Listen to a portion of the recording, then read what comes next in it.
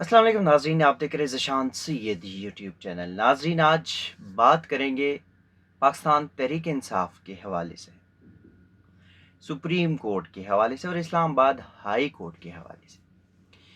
सबसे पहले बात करेंगे सुप्रीम कोर्ट में काजी फाइज ईसा ने किसको ज़मानत दी थी, जिसका सोशल मीडिया पे एक कोहराम मचा है। एक यूँ लग रहा है कि आग लगी हुई है। दूसरा ये कि पाकिस्तान तहरीक इंसाफ ने एक और इंतखाबात का ऐलान कर दिया। वो क्या इंतखाबात है? और हाई कोर्ट में डीसी इस्लामाबाद के अरमा आंसू में क्यों बह गए? सुप्रीम कोर्ट ऑफ पाकिस्तान में काजी फाइज ईसा और जस्टिस मुसरत हिलाली पर मुश्तमिल डिवीजन बेंच ने 6 फरवरी को एक फैसला दिया और उस फैसले में ये था कि एक कायदियानी है जो कि आईनी पाकिस्तान के मुताबिक वो मुसलमान नहीं है। वो कायदियानी, उन्होंने कुछ कुरान के सफ़ात या कुरान, उसके ऊपर जो इल्ज़ाम है कि उसकी दावत तबलीग की या कुछ इशाअत की, और ये चीज़ें जो है ये उन्होंने की है 2019 में, और उसके ख़िलाफ़ कानून साज़ी हुई है 2021 में। यानी कि 2019 में जुर्म सरजद हुआ है और 2021 में कानून साज़ी हुई है, और 2021 की कानून साज़ी के ऊपर एक बंदा 2019 में जो काम कर चुके उस पे उनको गिरफ्तार किया गया था। फिर उनको सज़ा भी हुई थी और हाई कोर्ट और सिविल कोर्ट ने भी उसकी ज़मानत खारिज कराई थी। सुप्रीम कोर्ट ने उनकी ज़मानत मंजूर कर ली। उस फैसले के साथ ही सुप्रीम कोर्ट ने 4 सफ़हात पर एक उर्दू तर्जमे का या उर्दू का एक इजाफी नोट भी लिखा है। अब सवाल बहुत बड़े उठाए जा रहे हैं। चीफ जस्टिस काजी फाइजी ईसा पर तनकीद किया जा रहा है कि उन्होंने कायदियानियों को ज़मानत दी, कायदियानियों को दावत की इजाज़त दी। ऐसा कुछ भी नहीं है। अगर वो फैसला पढ़े तो आपको समझ आ जाएगी। पहली बात तो यह है कि पाकिस्तान का जो झंडा है वो मुस्लिम और नॉन मुस्लिम को रिप्रेजेंट करता है। फिर पाकिस्तान, आईन पाकिस्तान भी मुस्लिम और नॉन मुस्लिम का ही बराबरी के हुकूक की बात करता है। और जो आखिरी किताब है जिस पर हम सब का ईमान है, कुरान मजीद, उसमें भी बराबरी की हुकूक का जिक्र किया गया है। उसमें मुसलमान, काफिर ये नहीं कहा, उसमें भी इंसानियत है।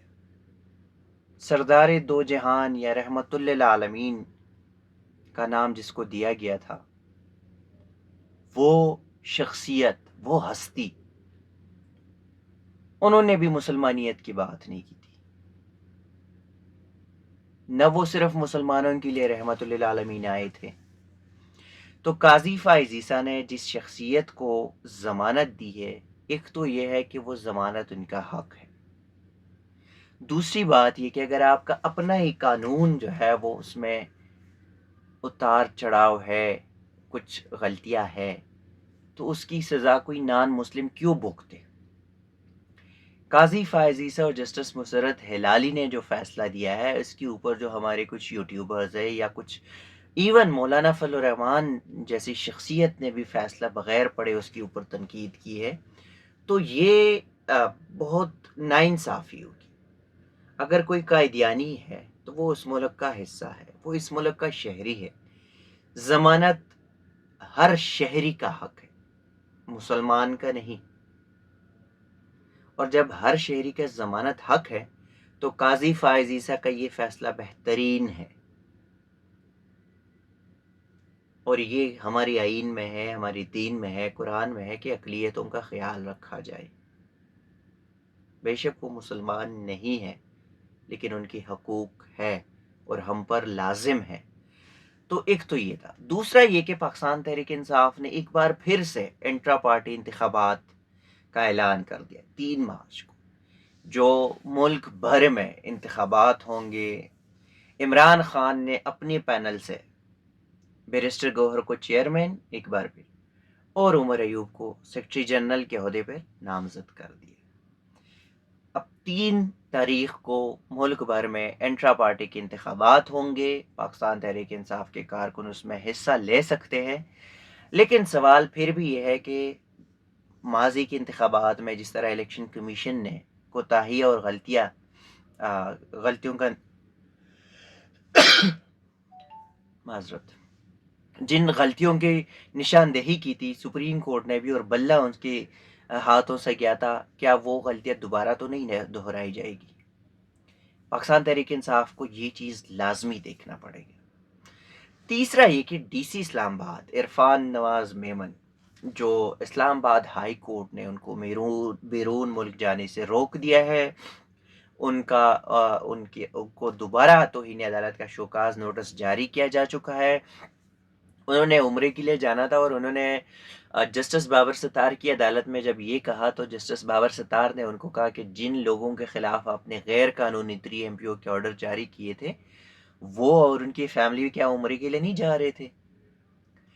تو جسٹس بابر ستار کے فیصلے کو ڈی سی نے چیلنج کیا تھا، اور آج ڈویژن بینچ نے اس پہ سماعت کی، جسٹس عامر فاروق اور جسٹس طارق محمود جہانگیری۔